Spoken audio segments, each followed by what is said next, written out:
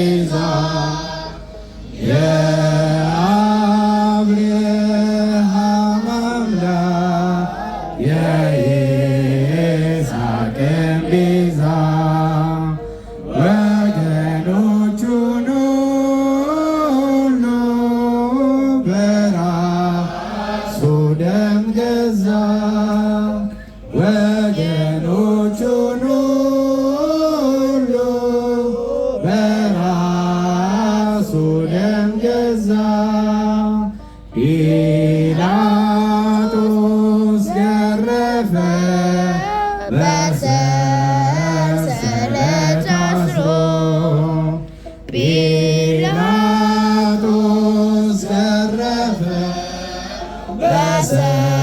በሰንሰለት አስሮ ከሮማዊው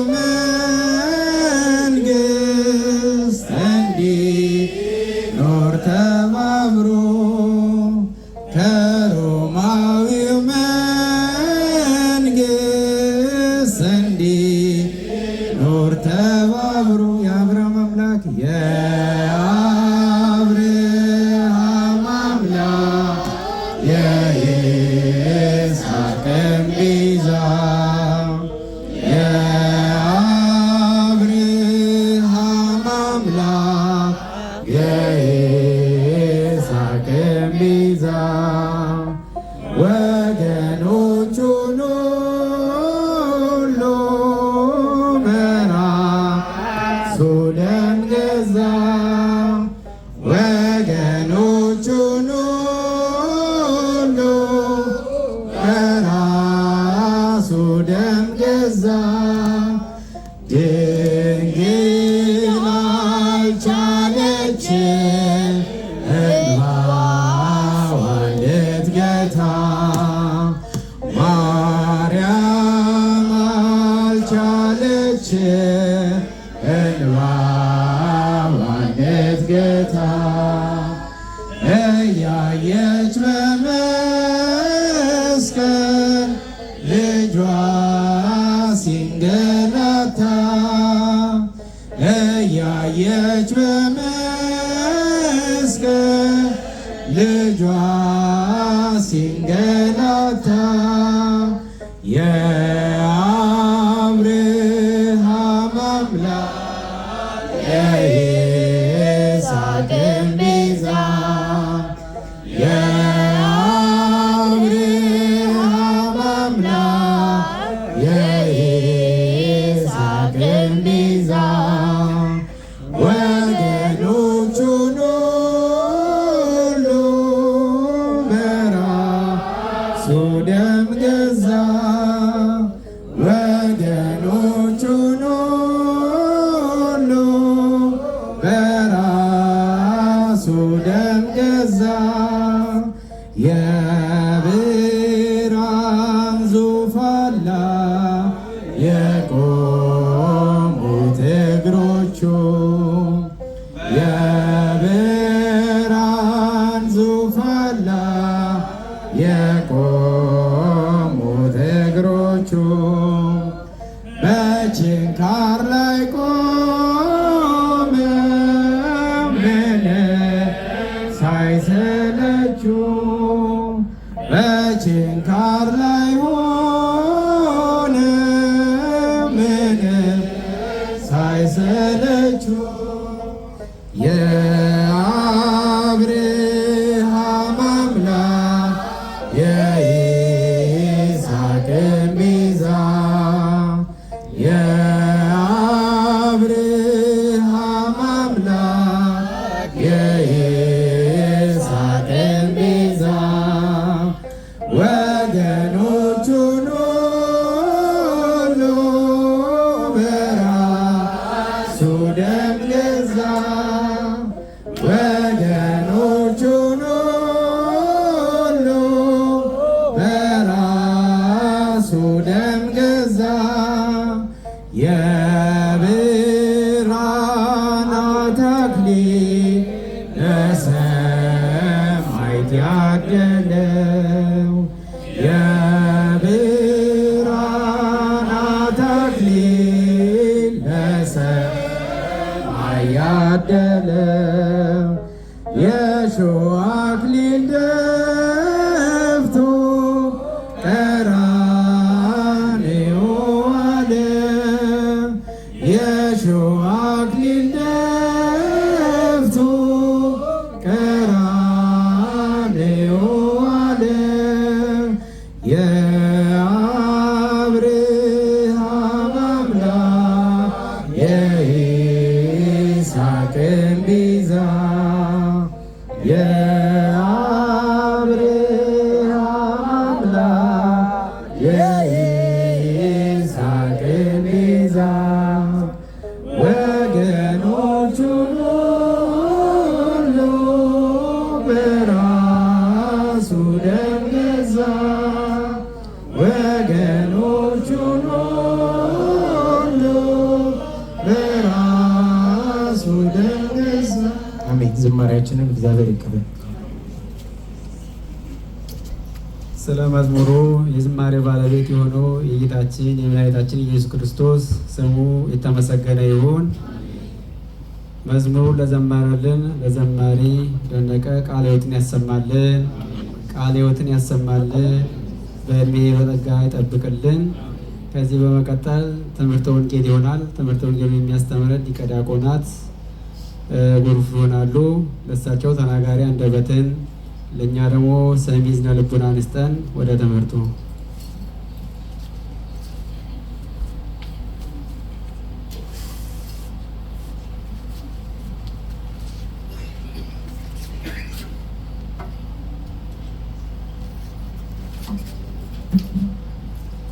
በስመ አብ ወወልድ ወመንፈስ ቅዱስ አሐዱ አምላክ አሜን። የተከበሩ አባታችን መልአከ አርያም ቆሞስ አባ ሰርጸ ድንግል የዚህ ታላቅ ደብር አስተዳዳሪ፣ የጸሎታችን አባት፣ የመንጋው ጠባቂ፣ የተከበሩ አባታችን ቀሲስ ምህረት፣ የእግዚአብሔር ዓይኖች የተባላችሁ አባቶቼ ካህናት፣ ወንድሞቼ ዲያቆናት፣ የቤተ ክርስቲያን የስስት ልጆች የሆናችሁ የሰንበት ትምህርት ቤት አባላት፣ እንዲሁም ዋዕለ ጾሙን ለመጠቀም ወደ ቅድስት ቤተ ክርስቲያን ገስግሳችሁ የመጣችሁ የእግዚአብሔር ቤተሰቦች፣ የእናታችን የእመቤታችን የቅድስት ድንግል ማርያም የቃል ኪዳን ልጆች፣ የቅዱሳን መላእክት፣ የጻድቃን የሰማዕታት ወዳጆች፣ ባለሟሎች ሁላችሁም በልዑል እግዚአብሔር ፍጹም ሰላም እንደምን አመሻችሁ? እንደምን ቆያችሁ? እንደምን ከረማችሁ? አሜን። አምላካችን ልዑል እግዚአብሔር ሳይገባ እንደተገባን አድርጎ በዚህ በቅድስና አደባባይ የሰበሰበን የአባቶቻችን አምላክ ልዑል እግዚአብሔር ስሙ ለዘላለም የተመሰገነ ይሁን። እማምላክ ወላዲታ አምላክ ድንግል ማርያም እናታችን ስለማይነገር ስጦታዋ ሁሉ ስሟ የተመሰገነ ይሁን። ቅዱሳን መላእክት፣ ጻድቃን፣ ሰማዕታት እንደየክብራቸውና እንደየማዕረጋቸው የተወደዱና የተወደሱ ይሁኑልን። እንደ እግዚአብሔር ቅዱስና መልካም ፍቃድ ባለችን ጥቂት ደቂቃ ትላንትና የጀመርነውን ትምህርታችንን ከዛሬው ከዕለቱ ጋር አዋደን ለማጠቃለል እንሞክራለን። ለአባቶቻችን ለሐዋርያት፣ ለአባቶቻችን ለካህናት፣ ለአባቶቻችን ለሊቃውንት፣ ለአባቶቻችን ለመምህራን ምስጢሩን ጥበቡን ገልጾ ያስተማረ የመከረ የገሰጸ አምላካችን ልዑል እግዚአብሔር ለኔ ተናጋሪ አንደበትን ለእናንተ ደግሞ የምትሰሙበትን ጆሮ ብቻ ሳይሆን የምታስተውሉበትን እዝነ ልቦና እንዲሰጠን የአምላካችን የልዑል እግዚአብሔር ቅዱስና መልካም ፈቃዱ ይሁንልን።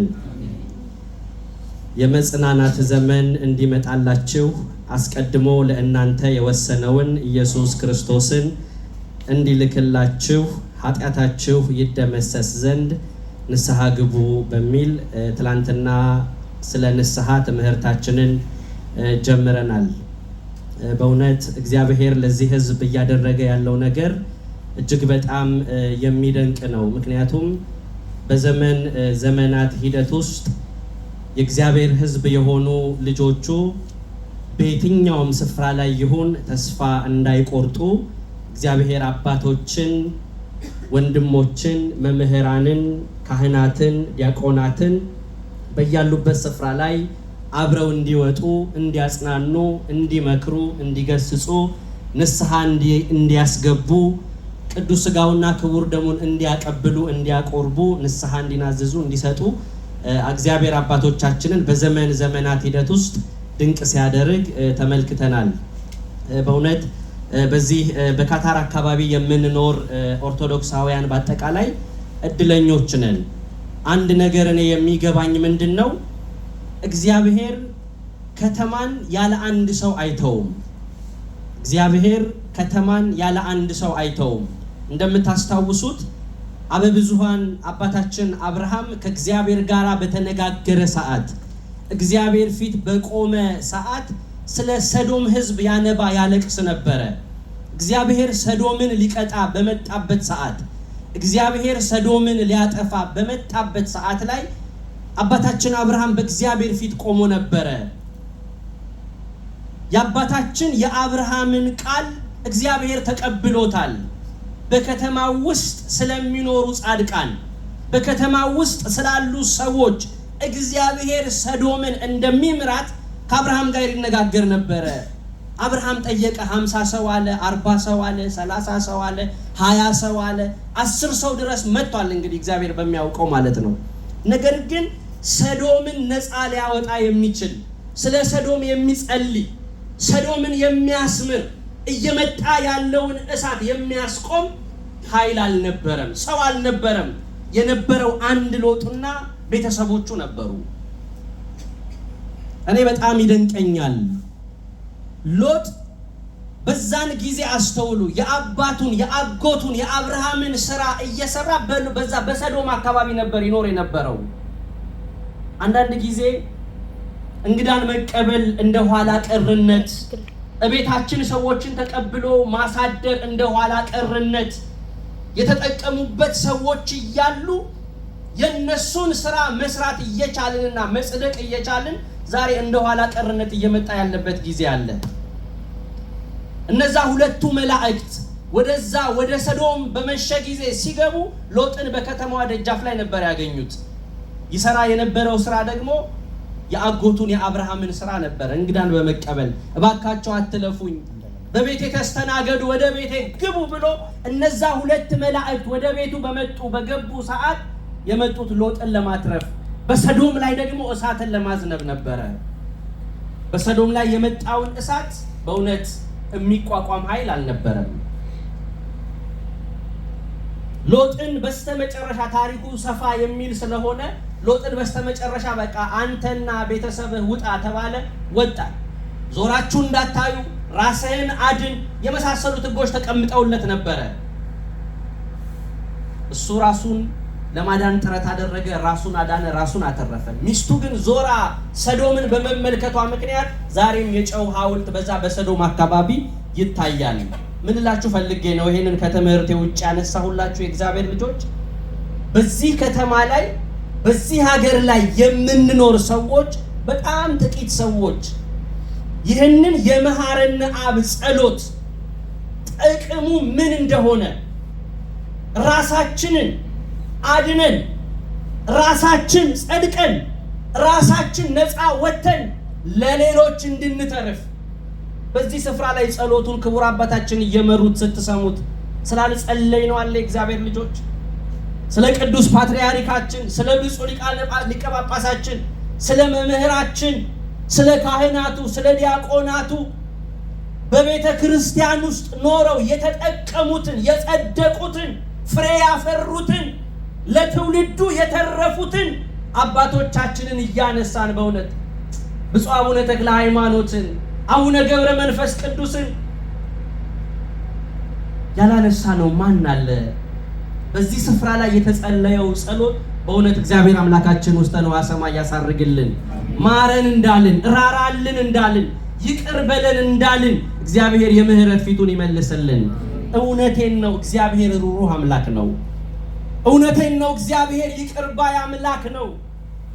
እውነቴን ነው የምላችሁ እግዚአብሔር የልጆቹን እንባ የልጆቹን ጸሎት እግዚአብሔር ይመለከታል። በዚህ ከተማ ላይ ይሄንን ሰው ማግኘት በእውነት ቁጥሩ ቀላል አይደለም። እግዚአብሔር አምላካችን ይሄንን ጉባኤ ያስፋልን። እግዚአብሔር ልጆች እውነት ብርቱዎች ነን። እውነት ወደ ቅድስት ቤተ ክርስቲያን ገስግሰን እንመጣለን። እውነት ኪዳኑን እናደርሳለን። እውነት ቅዳሴውን እናስቀድሳለን። እውነት የመሐረነ አብ ጸሎቱን እንካፈላለን። ግን የአነዋወራችን ሁኔታ ምን ይመስላል? ኑሯችን ምን ይመስላል? የህይወት እንቅስቃሴያችን ምን ይመስላል? መውጣት መግባታችን ምን ይመስላል? የጸሎት ሁኔታችን፣ የጸሎት ህይወታችን ምን ይመስላል? የንስሐ ህይወታችን ምን ይመስላል? በቅዱስ ሥጋውና በክቡር ደሙ የአኗኗር ሁኔታችን ምን ይመስላል? የሳትነው እዚህ ጋር ነው። በጣም ብዙ ቁጥር ያላት ቤተ ክርስቲያን አለችን።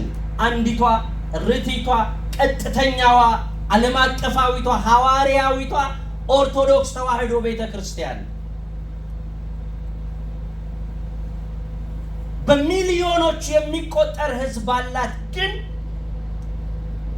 በትክክል የቤተ ክርስቲያኗን ሕግና ሥርዓት ጠብቆ እግዚአብሔር ያስቀመጠልንን ሕግጋትን ጠብቆ በዛ በቅድስና ህይወት ላይ በቅድስና መንገድ ላይ የምንመላለስ ስንቶቻችን ነን? ስንቶቻችን ነን የቅዱስ ሥጋውና የክቡር ደሙ ግንዛቤ ያለን? ስንቶቻችን ነን ከአበ ነፍሳት እግራቸው ስር ቁጭ ብለን ኃጢአታችንን እየተናዘዝን ህይወታችንን በምክረ ካህን እያስመራን ያለን ስንቶቻችን ነን? ስንቶቻችን ምስጢራተ ቤተ ክርስቲያን እየተፈጸሙልን እየፈጸምን እንኖራለን? የሳትናቸው እኚህን ነገሮች ናቸው።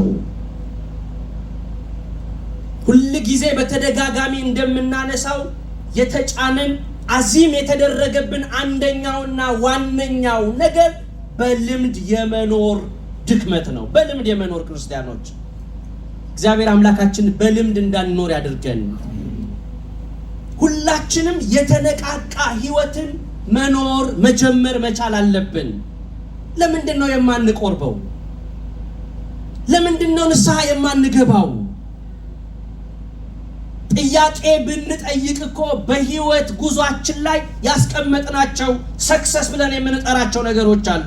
ሲሳካልኝ፣ ሳገባ፣ ስወልድ፣ ስሸመግል፣ ሳረጅ፣ እጅና እግሬ ሲተሳሰር፣ ቀሪ ዘመኔን በቤተ ክርስቲያን ውስጥ ለመኖር ስወስን ያን ጊዜ እቆርባለሁ ብለን የጊዜ ቀጠሮ የሰጠን ሰዎች አለን።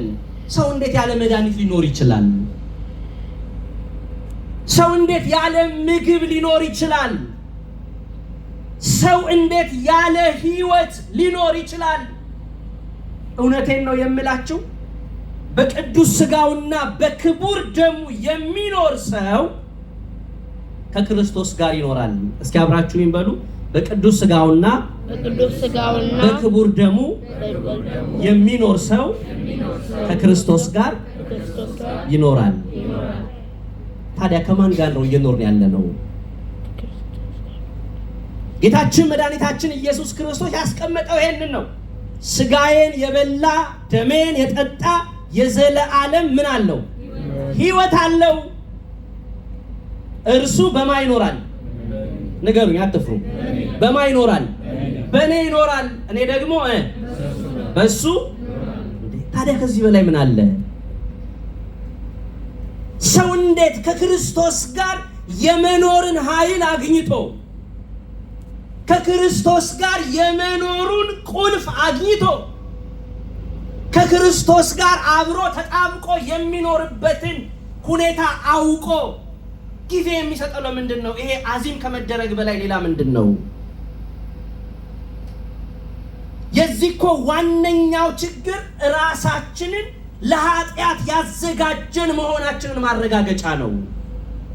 ትናንትና የዘረዘርናቸው ነገሮች አሉ። ኃጢአትን በሚመለከት ራሳችንን ለኃጢአት የማዘጋጀታችን ሰው እንዴት ነፍስ ካወቀ ከእግዚአብሔር ጋር የሚያኖረውን ምስጢር ከተረዳ እንዴት ከዛ ውጪ ሊኖር ይችላል?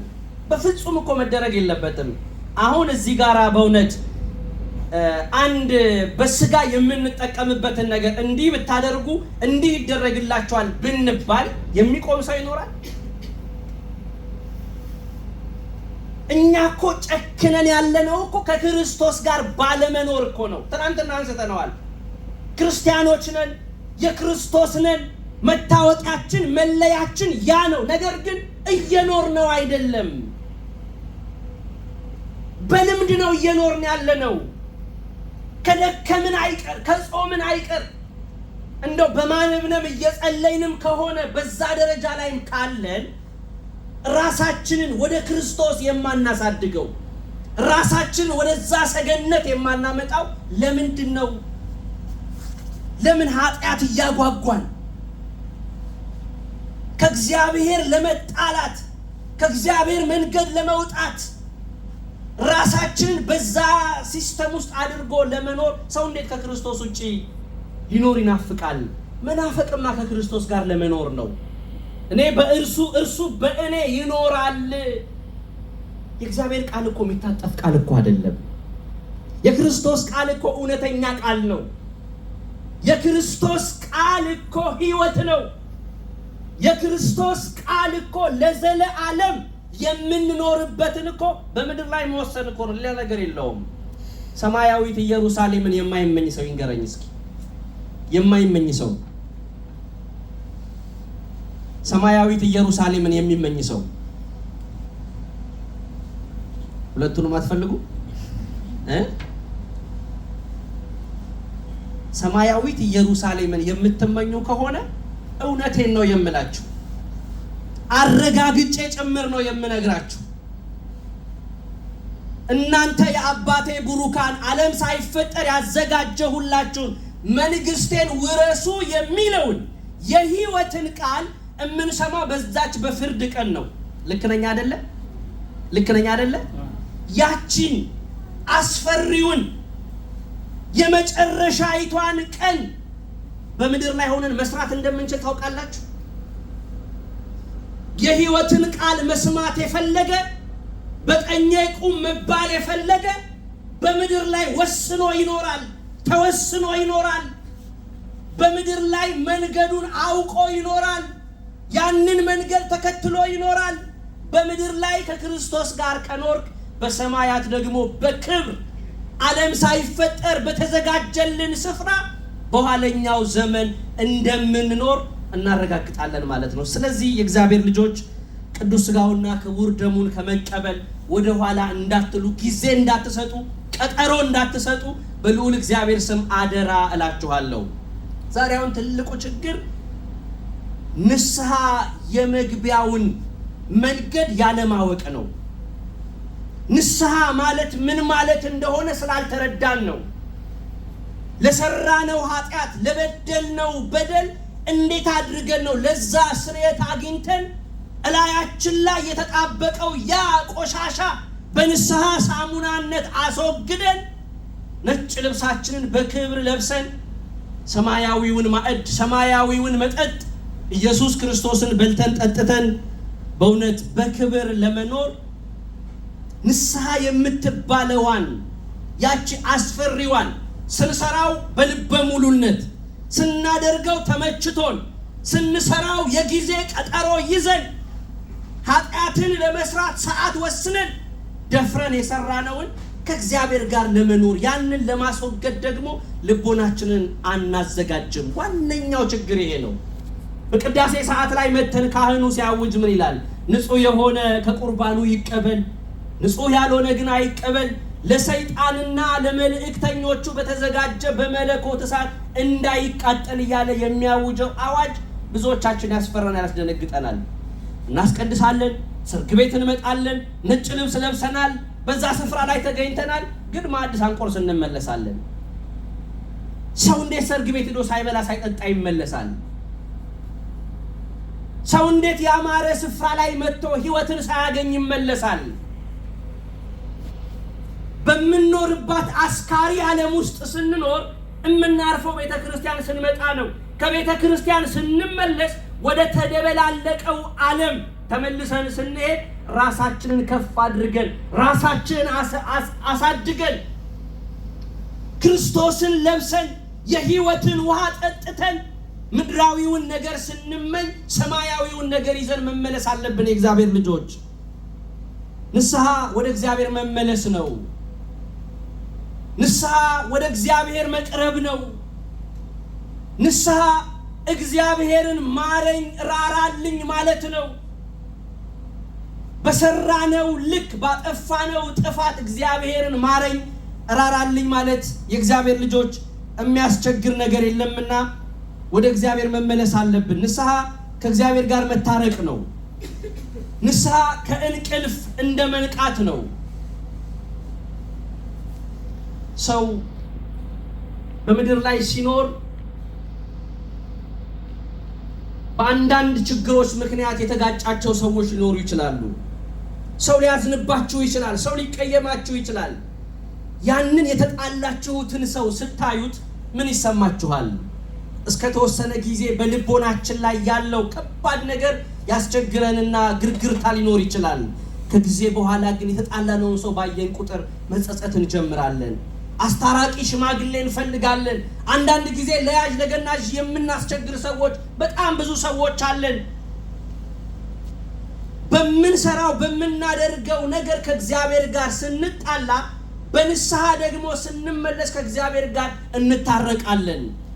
ከእግዚአብሔር ጋር መታረቅ የማይፈልግ ማን አለ? እግዚአብሔር በምህረት አይኑ እንዲያየው እንዲመለከተው የማይፈልግ ማን አለ? እኛ ግን ያንን ማድረግ በልምድ ህይወት ስለምንኖር አንዳንድ ጊዜ ምንም አይመስለንም። በቃ ተለማምደነዋል። ኃጢአትን እንደ ውሃ ስንጠጣው፣ እንደ ልብስ ስንለብሰው። እንደውም አባቶቻችን ምን ይላሉ? ኃጢአትን ሲደጋግሙት ጽድቅ ይመስላል ይላሉ። ኃጢአትን ሲደጋግሙት ምን ይመስላል? ጽድቅ ይመስላል ብሎ አባቶቻችን ይናገራሉ። በቃ ተገዝተናል፣ ተማርከናል። ሁል ጊዜ በዛ ህይወት ውስጥ ነው የምንመላለሰውና የእግዚአብሔር ልጆች ከእንቅልፋችን መንቃት ያስፈልገናል። የምንነቃበት ጊዜ ዛሬ ነው። የምንነሳበት ሰዓት ዛሬ ነው። በንስሐ ህይወት መመላለስ የምንጀምረው ዛሬ ነው። ከዛሬም አልፎ አሁን መወሰን መቻል አለብን። ለምንድን ነው አሁን ደብረ ዘይት ጌታችን መድኃኒታችን ኢየሱስ ክርስቶስ በዕለተ ሰንበት በደብረ ዘይት ዕለት ዳግም እንደሚመጣ እናውቃለን። ነግሮናል። ቃሉ አይታጠፍም። እንደው አያድርገውና ጌታችን መድኃኒታችን ኢየሱስ ክርስቶስ የፊት ለፊታችን እሁድ ቢመጣ ስንቶቻችን ተዘጋጅተናል?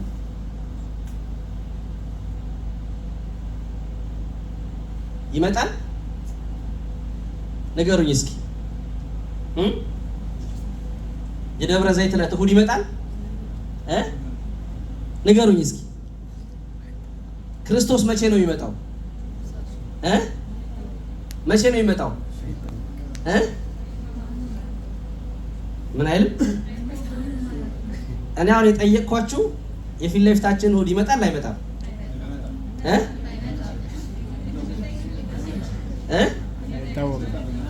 ግማሹ ይመጣል፣ ግማሹ አይመጣም ማለት አያችሁ? ይሄ አሁን ያለንበት አውድ ነው የሚያሳየው። መምጣቱንም አለመምጣቱንም የሚያውቀው ማን ነው? ማን ነው የሚያውቀው? እግዚአብሔር ነው። ከኛ የሚጠበቀው ምንድን ነው? አቤት መዘጋጀት ብቻ። ራሳችንን እኮ ለሰዎች ስንታይ እኮ የተለሰነ መቃብር እኮ ነን። ውስጣችን የበሰበሰ የቆሸሸ፣ ለቃላት አጠቃቀሜ በጣም ይቅርታ፣ በኃጢአት የከረፋ ነው። እላያችንስ ባማረ በተወደደ ዘመን ባመጣው ፋሽን በተወደደ መዓዛ በሽቱ እንደዛ ነው ህይወታችን። የእግዚአብሔር ልጆች ከኛ የሚጠበቀው መዘጋጀት ነው። ክርስቲያን ሁሉ መዘጋጀት አለበት። ክርስቲያን ሁሉ ራሱን ወደ ክርስቶስ ማሳደግ አለበት። 3 የንስሐ ደረጃዎች አሉ። የመጀመሪያው መጸጸት ነው። አጠር አድርጌ ነግራችሁ የዛሬ ትምህርቴን አጠቃላለሁ። የመጀመሪያው መጸጸት ነው። መጸጸት ደግሞ ለራስ መጸጸት፣ ኃጢአትን ጥፋትን ለራስ መንገር፣ ኃጢአትን ማመን፣ መጀመሪያ ማንነታችንን ራሳችንን መመልከት፣ ራሳችንን መውቀስ፣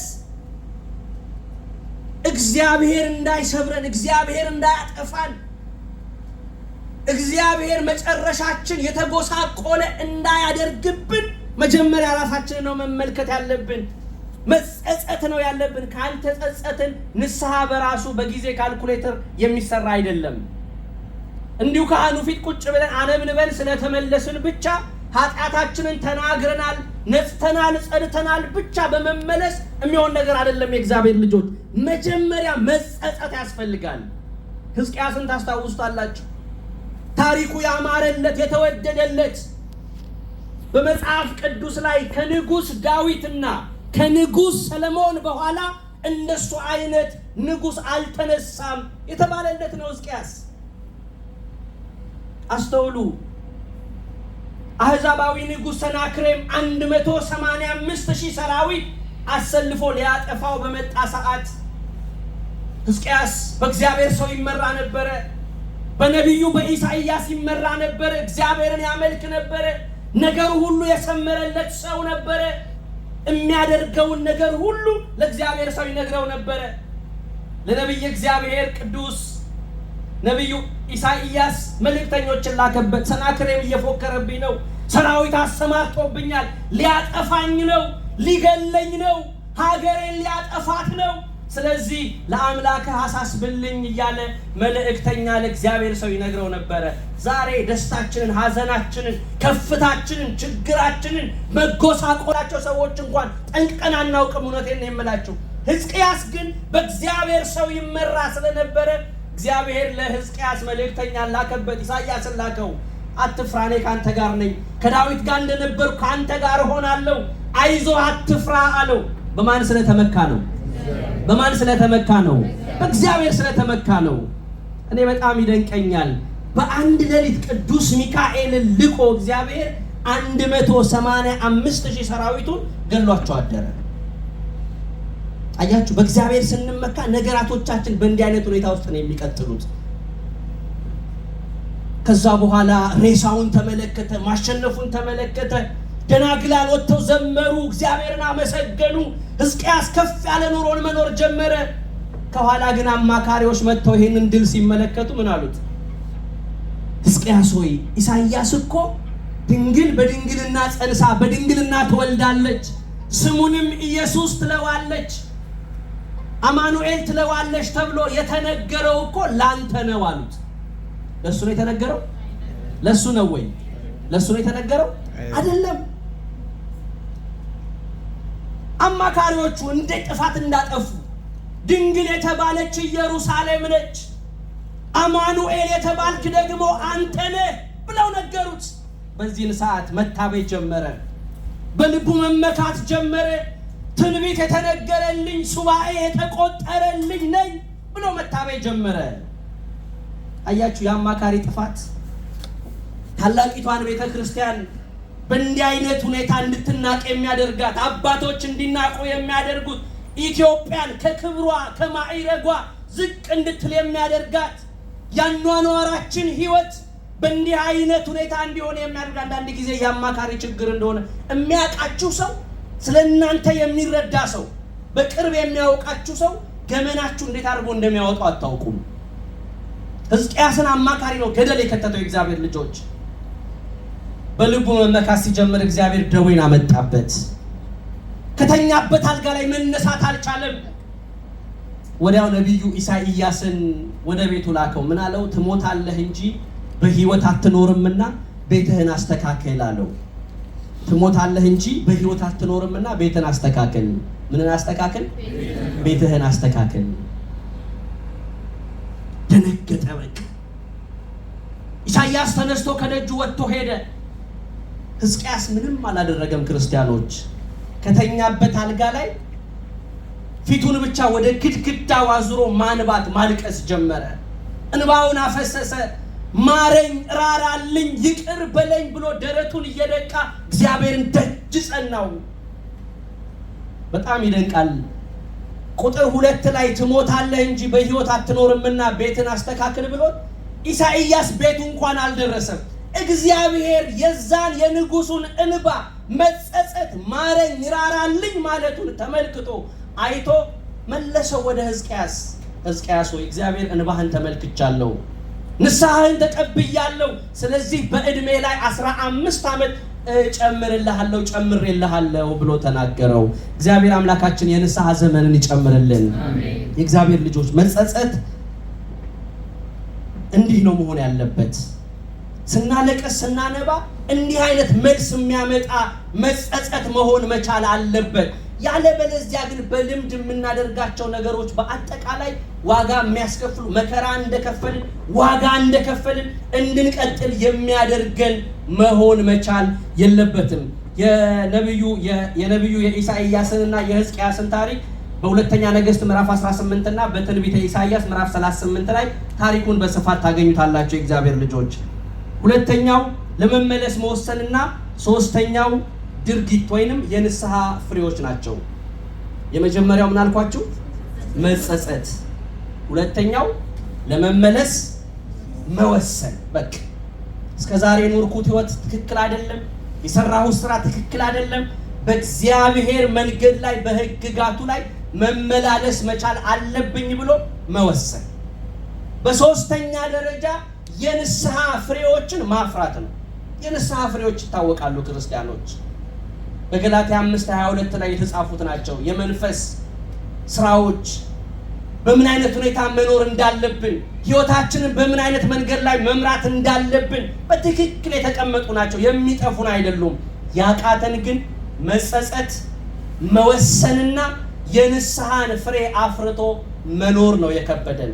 ስለዚህ ሁላችንም በከተማው 50 40 30 20 10 ጻድቃን እንደጠፋባት ከተማ እንደጠፋባት ሀገር እንዳንሆን እኚህን ነገሮች ገንዘብ ማድረግ ያስፈልጋል። ስለዚህ ሁላችንም መዋዕለ ጾሙን ተጠቅመንበት አባቶቻችን ካህናት እግዚአብሔር ሰጥቶናል። አንድ አይደለም፣ ሁለት አይደለም፣ ሶስት አይደለም፣ ብርቱ አባቶችን እግዚአብሔር ሰጥቶናል። ራሳችንን በንስሐ ህይወት እየመራን እየተመራን ኃጢአታችንን እየተናዘዝን እየተናገርን ቅዱስ ሥጋውና ክቡር ደሙን ተቀብለን መኖር አለብን። ይህንን እንድናደርግ አምላካችን እግዚአብሔር ይርዳን። በእውነት ይህንን አገልግሎት እየሰጡን ያሉት ክቡር አባታችን መልአከ አርያምን ጸሎቱን እየመሩ በእውነት እነ ቀሲስ ምህረት እነ ዲያቆን አብርሃም እነ ወንድማችን መንግስቱ እነ ዲያቆን ያሬድ በትጋት በእውነት ያለመሰልቸት ብዙ ነገራቶቻቸውን ለዚህ አገልግሎት በመስጠት ገስግሰው እየመጡ ይህንን ጸሎት እየመሩልን ነው። እግዚአብሔር አምላካችን እኚህን የመሳሰሉ አባቶቻችን ስለሰጠን ክብርና ምስጋና ለእርሱ ይሁን።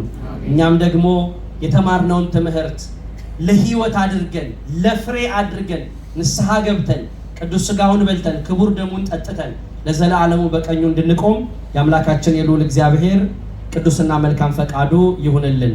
የመጽናናት ዘመን እንዲመጣላችሁ ኢየሱስ ክርስቶስን አስቀድሞ ለእናንተ የወሰነውን እንዲልክላችሁ ኃጢአታችሁ ይደመሰስ ዘንድ ንስሐ ግቡ ተብለናልና እግዚአብሔር አምላካችን የንስሐን ዘመን ይስጠን። ወስብሐት ለእግዚአብሔር። ቃለ ሕይወት ያሰማልን፣ አስበታልን ያድልልን። እኛም በሰማነው ቃል እግዚአብሔር አምላካችን ባርከን 30 60 መቶ ያማረ ሕይወት ፍሬ እንድናፈራ ይርዳን። የቀሩትንም በስራ ምክንያት በልዩ ልዩ ምክንያት መምጣት ያልቻሉትንም እግዚአብሔር አምላካችን በያሉበት ይጠብቅልን። የሁላችን መጨረሻ ያሳምርልን። የታመሙ ወገኖቻችንን በምሕረቱ በቸርነቱ አባታዊ ፍቅሩ ይማርልን። አቡነ ዘበሰማያት እንበል። አባታችን ሆይ